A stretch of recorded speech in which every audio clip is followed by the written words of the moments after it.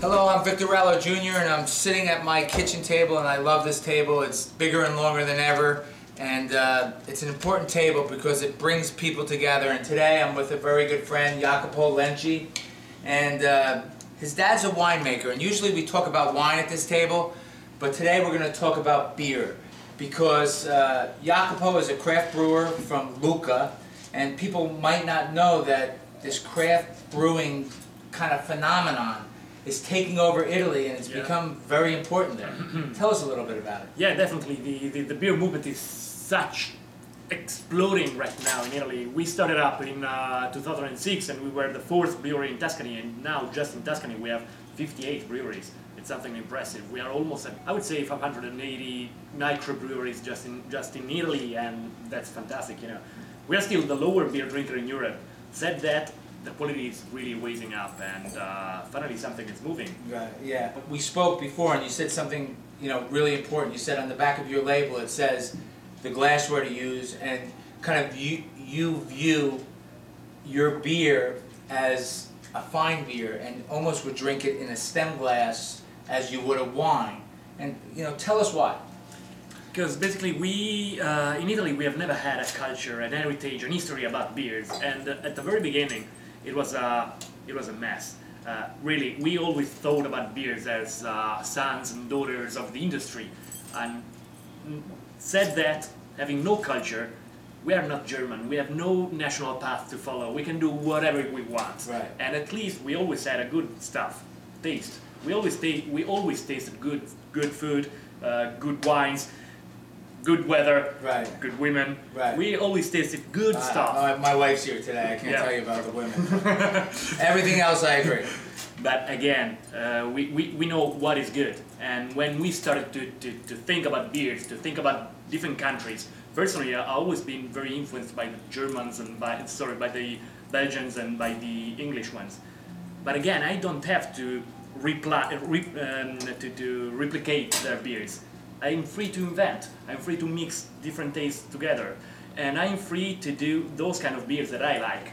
And again, in our culture, we drink wines together with food. We don't drink in San Diego after under 40 degrees at 5 p.m. in the morning, 5 p.m. So we need to pair beer and food as well. Personally, I don't care about pointing a flag and doing the most bitter beer in the world, right. Or the most alcoholic one. I want to do good beers. Right. I want to do those beers that really pairs with those kind of cheese, those kind of food that you can really enjoy. And if you open a 750, you will finish it. Right. Just because it's good. Right. We have an event tonight with your father's wines and your beer, and I kind of it was a struggle for me, but I'm like, you know what? Good wine and good beer. I'm gonna come up with some really kind of food-friendly kind of things that are like yummy and scrumptious, and beer goes with that, wine goes with that. Yep. And I'm gonna pair it all together. And when I thought of it like that, it became very easy. And people, when they try to pair things, they get crazy. But I would say definitely, always wine and food. And I think beer and food is the next level. We don't need to sit on the couch and watch the Super Bowl and drink a case of beer.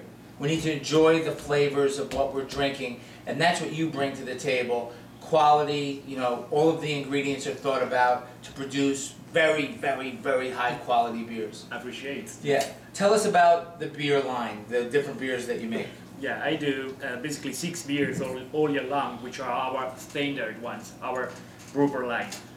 3 blondes and 3 amber, and the first one is the Bianca, that means white. It's a wheat beer made with a large percentage of spelt coming from the hills just beside the brewery, and so it's an unmalted spelt, and it's a typical blanche, a little bit reinvented by the Italian palates. It's not so coriander scented. It's very, again, elegant and balanced, less than 5% ABV, and very drinkable one. It was born as our summer seasonal one. Right.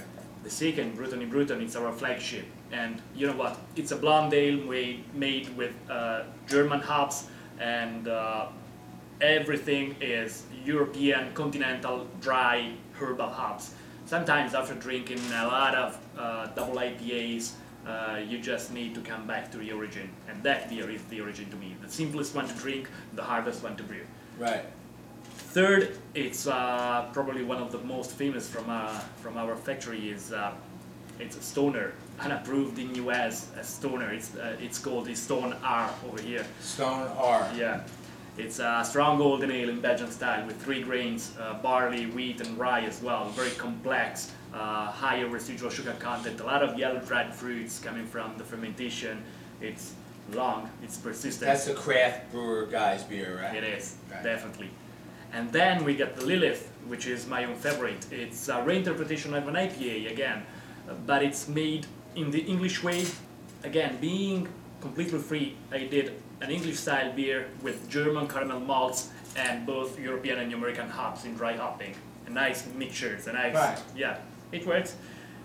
Then we pass to the Momus, which is a quotation of Puccini. Puccini, the opera writer, he was from Lucca, and in the Bohème there were a café in Paris, the Café Momus, where all the characters went at the end of every act to drink together, and it's a double, Belgian style as well, but it's dry at the end, so it's still very drinkable. 7.5%, 8% ABV, but you will never recognize it. It's a dangerous one.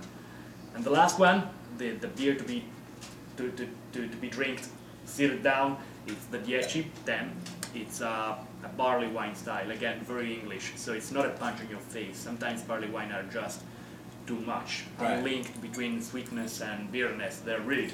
That beer stays at least 9-10 months into our cellars and into the fermenter to age properly, to add smoothness and elegance, and at the end it's thick, it's long, it's extremely persistent.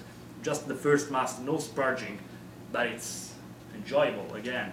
I think that if you keep talking about the beers you have in front and you can't finish it, there's something wrong. I did something wrong. You have to enjoy the beers. They have to be characterized, personal, recognizable, but they have to be good at the very end. And tell my viewers in the United States where they can find these beers. And of the 50 states, how many of the 50 states are you currently in? We are fitting pretty good the East Coast. So basically from Massachusetts to Florida. I get 2 importers, one in Florida and one in New York City. On the Northeast, you can find them for sure in New York City. You can find them in Jersey. I got beers in Philly and Pennsylvania. I got beers in Delaware, Maryland, and then going down South Carolina and Florida for sure. We are just entering into Virgin Island, and I wanna go there to work on beers. And plus, we get something in the West Coast. A few bottles in California doing a pretty good job, and in Vegas for sure. Some in Ohio. So we are expanding slowly. Yeah, slowly, because I'm a home brewer making beers in the system. I don't want to grow that much. I want to control quality, and that's the only way I can work. Right. So I think and when I looked at the beers, if you Google the name Bruton. Yep. You can find them readily, and you'll see them on the internet. Sure. And all of the beers in 750s, so it's most of them are 750s. Right. I do 330s as well, actually. Right, but I think most of the time you see them on. So it's a 750, which is about 4 glasses of beer, right? 5 glasses of beer. So it's a good party, a good start, and today at the event we have your beer. And I bought one of my beers today to taste, so we're going to have cheers with my beer today. For sure, the great stout. Yeah, great stout. Good to see you. Thank you for coming. Pleasure to meet you. And we're going to drink a lot of your beer in America. Let's get this thing going. That's it. Cheers. Cheers, man.